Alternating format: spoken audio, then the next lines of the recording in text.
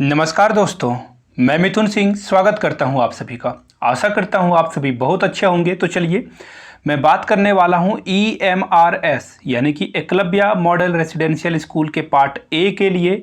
आप TGT से हो, PGT के लिए आपने अप्लाई किया हो या फिर आप प्रिंसिपल या वाइस प्रिंसिपल के लिए आपने अप्लाई किया है, ये सारे प्रश्न आपके कॉमन होने वाले हैं। GK GS यानी कि पार्ट ए सेक्शन में सारे चीज़ आप लोगों के इक्वली पूछे जाएंगे। तो चलिए बात करेंगे आज हम लोग जीके में पूछे जाने वाले, बार बार पूछे जाने वाले 50 जीके और जीएस के क्वेश्चन को।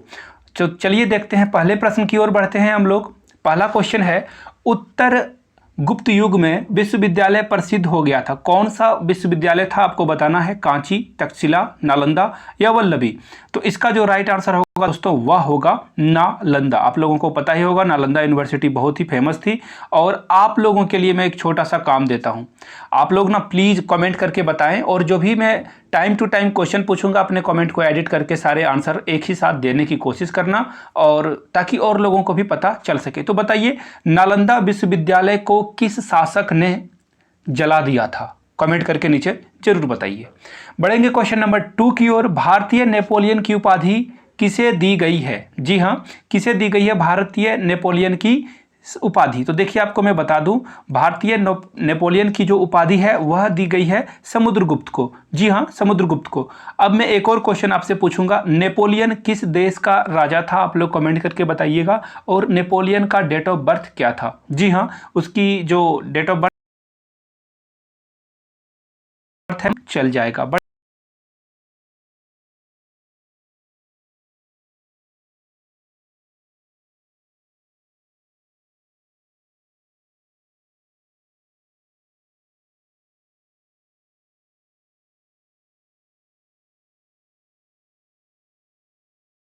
पढ़ेंगे अज्ञात गुप्त शासक कौन था। बिल्कुल जो वेल नोन था, आपको ज्ञात मतलब वेल नोन।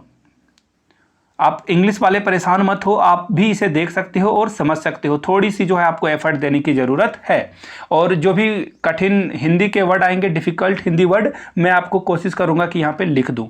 तो चलिए, पहला वेल नोन गुप्त राज कौन था? तो ये कौन होगा? श्रीगुप्त। और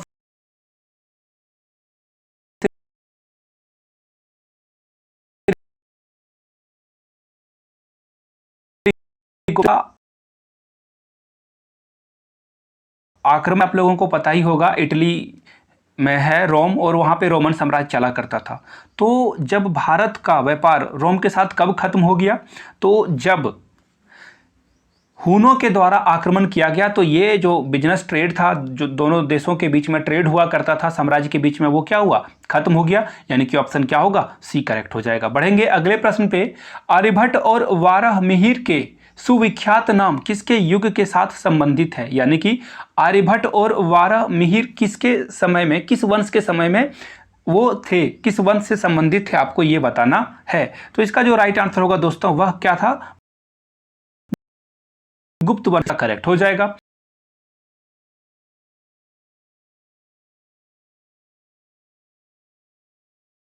तो प्रीवियस ईयर पेपर आपको अगर चाहिए EMRS के, आपको मैं बता दूं 50 रुपए में आपको 60 प्लस, जी हाँ, 1 रुपए से भी कम की प्राइस आपको लगने वाली है। और मैं 60-70 पेपर जो है आपको प्रोवाइड करा दूंगा।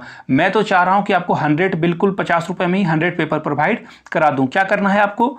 yourmithunsingh@gmail.com पे आपको एक मेल कर लेना है और अपनी मोबाइल नंबर को जरूर ड्रॉप कर दें ईमेल में, ताकि आपसे कांटेक्ट अगर हो सके तो आपको बताया जा सके आगे की प्रोसेस।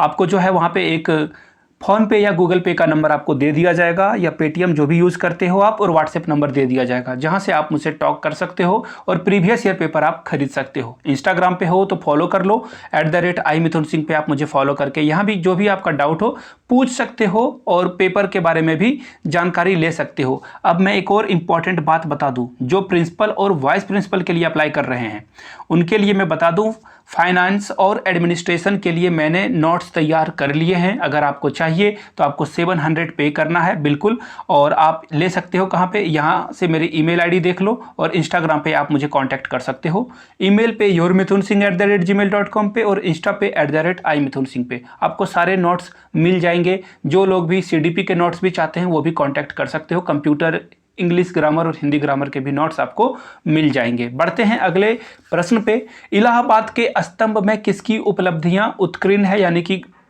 उत्कृष्ट की गई है वहां पे इलाहाबाद के स्तंभ में? तो बिल्कुल राइट आंसर इसका हो जाएगा समुद्रगुप्त। अब देखो समुद्रगुप्त के बारे में अगर आपको कुछ भी पता हो, एक्स्ट्रा नॉलेज, यानी समुद्रगुप्त के बारे में क्या उसकी खूबियां थी, जैसे कि जहांगीर जो था वह 7 अलग अलग दिनों में 7 अलग अलग कपड़े पहना करता था, अंधविश्वासी था वो, और सीढ़ियों से गिर के उसकी मौत हो गई। तो आपको इसी तरह से समुद्रगुप्त के बारे में अगर कुछ पता हो तो प्लीज़ कमेंट में ज़रूर बताएं, और अपने नॉलेज से दूसरे को साइन करने की कोशिश करें, और आपका नॉलेज तो दूसरे तक पहुंचाने की कोशिश आपको करनी ही चाहिए। चीनी यात्री फाहियान किस गुप्त शासक के शासनकाल में भारत आया था? यानी कि जब कौन सा गुप्त शासक राज कर रहा था इंडिया पे, तो वहाँ पे चीनी यात्री फाहियान आया था। तो चीनी यात्री फाहियान था, वो आया था चंद्रगुप्त द्वितीय के समय में, यानी सी इसका करेक्ट हो जाएगा। अब देखो अगले प्रश्न पे पढ़ेंगे, गुप्त शासकों के बारे में निम्न में से कौन सा कथन सही नहीं है? तो देखिए सबसे पहले मैं आपको बता दूं, ये थोड़ा सा बड़ा प्रश्न है और मैं इसे डायरेक्ट आपको आंसर करके बता दूं। राजपद, वंश और सिंहासन सदा बड़े पुत्र को मिलता था, ये बात गलत है। यानी कि बड़े पुत्र को नहीं, छोटे पुत्र को भी दिया जा सकता है, यानी कि बी क्या है यहाँ पे इनकरेक्ट है, लेकिन आपको यहाँ पे इनकरेक्ट ही पूछा गया है। प्रश्न पढ़ना बहुत इंपॉर्टेंट है, क्वेश्चन पढ़ोगे तभी आप जान पाओगे। बढ़ेंगे अगले प्रश्न पे। कवि कालिदास किसके राज कवि थे? यानी कि किस राजा के शासन काल में वो राज कवि कहलाए थे, किसके राज में? तो बिल्कुल चंद्रगुप्त द्वितीय के समय में वो क्या थे? राज कवि थे, उसके राजकाज में। बढ़ेंगे अगले प्रश्न पे, गुप्त युग का प्रवर्तक कौन था? बिल्कुल, तो ये राइट जाएगा बिल्कुल श्रीगुप्त, जिन्होंने इसकी स्थापना की थी।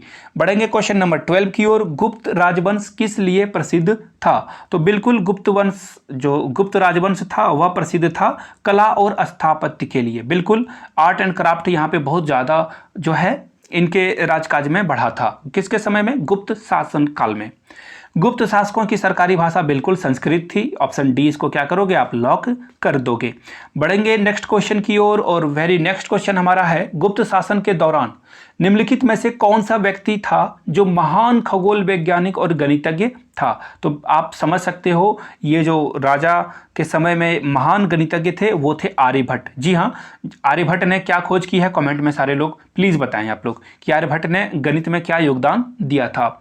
बढ़ेंगे क्वेश्चन नंबर 15 की ओर, गुप्त राजा जिसने विक्रमादित्य की पदवी ग्रहण की थी वह था? तो देखिए गुप्त राजा जो था जिसने विक्रमादित्य की उपाधि ग्रहण की थी वह है चंद्रगुप्त द्वितीय। बढ़ेंगे अगले प्रश्न पे, निम्नलिखित में से गुप्त वंश का प्रथम राजा कौन था जिसने हुनों को भारत पर आक्रमण करने से रोका था? तो देखिए इसका जो राइट आंसर होगा वह बिल्कुल चंद्रगुप्त द्वितीय। बड़े राजा थे, इन्होंने बहुत सारे काम गुप्त वंश में किए थे।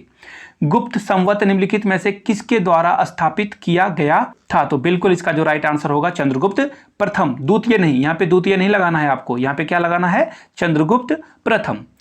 गुप्त काल में किस धातु के सर्वाधिक सिक्के जारी किए गए थे, कॉइन जारी किया गया था? तो इसका जो राइट आंसर होगा दोस्तों वह हो जाएगा सोना, यानी कि गोल्ड।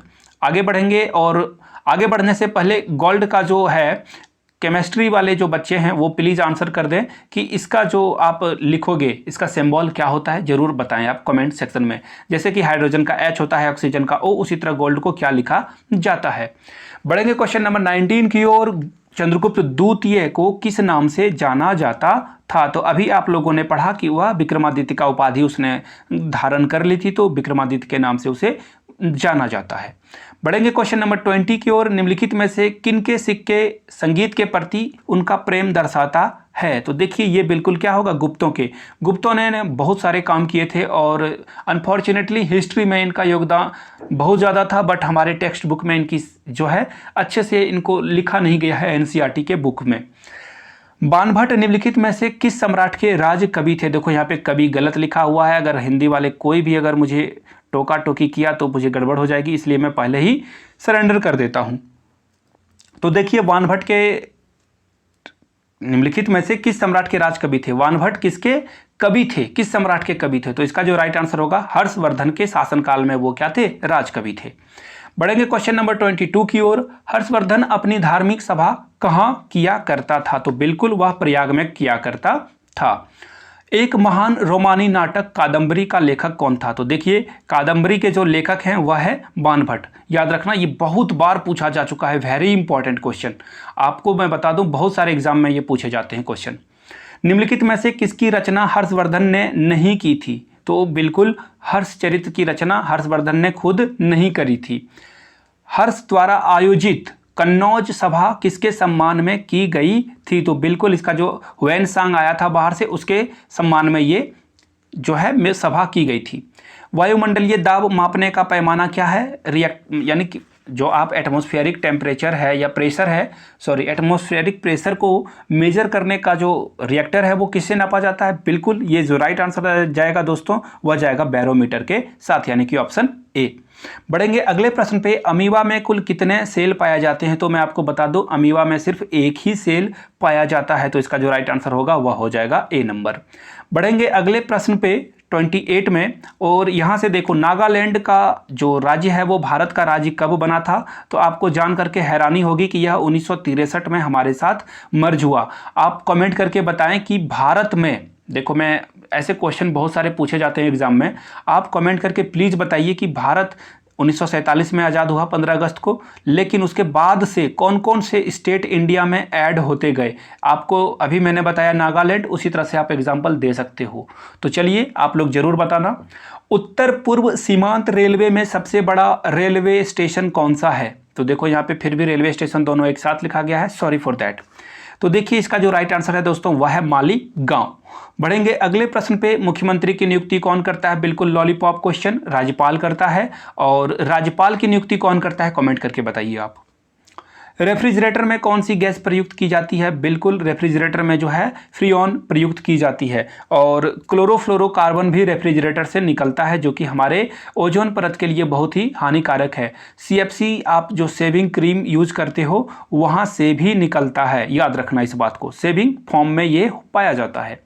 इलेक्ट्रॉन के खोजकर्ता कौन है? तो बिल्कुल इलेक्ट्रॉन के खोजकर्ता J.J. टॉमसन है, पहली बात। और दूसरी बात आपको बताना है, इलेक्ट्रॉन है, आपको प्रोटॉन और न्यूट्रॉन की खोज किसने की थी? कमेंट करके नीचे बता देना है। असमिया भाषा में मुद्रित प्रथम पुस्तक के लेखक कौन थे? तो इसका जो राइट आंसर है बिल्कुल आत्माराम शर्मा राइट हो जाएगा। बढ़ेंगे 34 की ओर। रविंद्रनाथ टैगोर ने भारत के राष्ट्रीय गान के अलावा एक और किस देश का राष्ट्रीय गान लिखा है? तो बिल्कुल बांग्लादेश, हमारा पड़ोसी राज्य, और बांग्लादेश के साथ हमारी जो दोस्ती है वो बहुत घनिष्ठ है और we are very good friends. और एक और बात आपको मैं बता दूं, भारत, आपको जो कमेंट करके बताना है, भारत ने एक वॉर में पार्टिसिपेट किया जो बांग्लादेश बना, तो आपको बताना है कि बांग्लादेश पाकिस्तान से कब आज़ाद होकर खुद इंडिपेंडेंट कंट्री बना। कमेंट करके जरूर बताइएगा। हीटर के तार किस चीज़ के, यानी कि किस धातु के बने होते हैं? तो नाइक्रोम के बने होते हैं, जिसके कारण वो जो है आपको जो है एनर्जी, टेम्परेचर देता है। लोहे पर जंग लगने से उसका भार क्या होगा? बिल्कुल बढ़ जाएगा, याद रखना आप। और यह कैसी अभिक्रिया है, कैसा रिएक्शन है? बिल्कुल ये है रासायनिक रिएक्शन। जब पानी लोहे पे आप रख दोगे बरसात के दिनों में बाहर में, तो देखना वो फूल जाएगा और बड़ा हो जाएगा। विश्व का सबसे बड़ा नदी माजुली असम के किस जिले में स्थित है? तो बिल्कुल राइट आंसर इसका जाएगा पातालपुरी में जो है यह स्थित है। कौन? माजुली द्वीप। बढ़ेंगे अगले प्रश्न पे। ध्वनि की चाल किसमें सबसे अधिक होती है? तो बिल्कुल स्टील में होती है सबसे अधिक, यानी कि ए इज द राइट आंसर। आगे बढ़ेंगे क्वेश्चन नंबर 39 की ओर बढ़ेंगे हम लोग। किसे भविष्य का धातु कहा जाता है? तो बिल्कुल भविष्य का धातु जो है टाइटेनियम को कहा जाता है, और भविष्य का ईंधन हाइड्रोजन को कहा जाता है, आप लोगों को पता ही होगा। कौन सा तत्व स्वतंत्र अवस्था में पाया जाता है? अवस्था भी यहाँ पे गलत लिखा हुआ है, सॉरी। देखो अवस्था को ऐसे हिंदी में लिखते हैं, एक्चुअली जब आप कंप्यूटर पे लिखते हो तो ऐसी सारी गलतियाँ कंप्यूटर खुद ब खुद कर देता है। तो 40 का जो राइट आंसर है दोस्तों वह है सल्फर। सल्फर स्वतंत्र अवस्था में पाया जाता है। दिल्ली की सुल्तान रजिया सुल्तान किसकी पुत्री थी? तो ये आपको बताना है इसका राइट आंसर। तो देखो ये हो जाएगा शम्स-उद-दीन इल्तुतमिश। आप ये नाम से बहुत सारे फेमस हो गए। आपको बस कमेंट करके बताना है कुतुब मीनार का निर्माण किसने कराया था और गुलाम वंश की स्थापना किसने की थी। कमेंट करके जरूर बताएं आप लोग। मंदिरों की पुण्य भूमि भारत के किस राज्य को कहा जाता है? तो देखिए इसका जो राइट आंसर होगा बिल्कुल तमिलनाडु में आपको बहुत सारे टेम्पल मिलेंगे। जी हाँ, और तमिलनाडु की राजकीय भाषा तमिल है। और तमिल में मुझे 2-3 वर्ड आते हैं, और तमिल में वनकम बोला जाता है नमस्कार को, या फिर हेलो जो आप समझते हो नमस्ते को, उसे वनकम कहा जाता है। महाराष्ट्र के प्रथम मुख्यमंत्री कौन थे? महाराष्ट्र के प्रथम मुख्यमंत्री वाई चौहान थे। और मैं झारखंड से आता हूं तो यहाँ के पहले मुख्यमंत्री थे बाबूलाल मरांडी। तो आप अपने राज्य के प्रथम मुख्यमंत्री का नाम लिख सकते हो। और बिहार के जो पहले मुख्यमंत्री थे वो श्री कृष्ण सिंह थे। बढ़ेंगे क्वेश्चन नंबर 44 की ओर। भारत का मैनचेस्टर किसे कहा जाता है? बिल्कुल यहाँ पे उत्तर ही लिख दिया गया है, सॉरी। अहमदाबाद को भारत का मैनचेस्टर कहा जाता है। बिहार का शोक किस नदी को कहा जाता है? तो बिल्कुल कोसी को बिहार का शोक कहा जाता है। और बंगाल का भी शोक किसे कहा जाता है? कमेंट करके बताइए आप लोग। भारतीय फिल्म अभिनेता शत्रुघ्न सिन्हा बिहार से आते हैं, बिल्कुल लॉलीपॉप क्वेश्चन। अलीगढ़ किसके लिए फेमस है? तो बिल्कुल ताला यहाँ पे बनाया जाता है जो कि बहुत ही फेमस है। आप लोग टीवी पे ऐड आता है तो ये सारा अलीगढ़ में बनाया जाता है। विशाखापट्टनम बंदरगाह यानी कि पोर्ट जो है, पोर्ट बोला जाता है बंदरगाह को, तो पोर्ट कहाँ पे है? यह है आंध्र प्रदेश में। बढ़ेंगे वेरी नेक्स्ट क्वेश्चन की ओर। हमारे सौर परिवार में कितने ग्रह हैं? 8, लेकिन पहले ये 9 हुआ करते थे, लेकिन अब 8 ही रह गए हैं। बढ़ेंगे अगले क्वेश्चन की ओर। भारतीय डीजल इंजन विनिर्माण इकाई डीजल लोकोमोटिव वर्कर्स कहाँ पे स्थित है? आपको बताना है। तो ये है वाराणसी में स्थित। और वाराणसी कहाँ पे है? कमेंट करके आप लोग को बताना है। ये था 50 क्वेश्चन। मैं फिर से एक बार रिपीट कर दूँ, आप अगर आपने यहाँ तक देखा thank you so much. Comment करके जय हिंद जरूर लिखें अगर आपने यहाँ तक इस वीडियो को देख लिया है, तो मुझे पता चल जाएगा कि आपने पूरी वीडियो देख ली है। आपको कोई भी CDP के या फिर फाइनेंस और एडमिनिस्ट्रेशन के लिए नोट्स चाहिए होगा, कंप्यूटर के लिए नोट्स चाहिए होगा, तो प्लीज़ आप कॉन्टैक्ट करो मुझे ईमेल पे yourmithunsingh@, पे हो तो फॉलो करते हो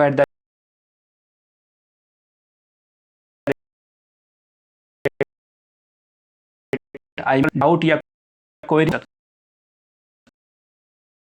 इस वीडियो को लाइक कर देना है। कमेंट करके जो क्वेश्चन मैंने पूछा है वो बताएं और अपनी राय कमेंट बॉक्स में जरूर दर्ज कराएं। इस वीडियो को शेयर करें अपने दोस्तों तक, और चैनल को नए हो तो सब्सक्राइब जरूर कर लें। Thank you so much for watching this video. You guys are amazing. Keep reading, keep learning, keep growing.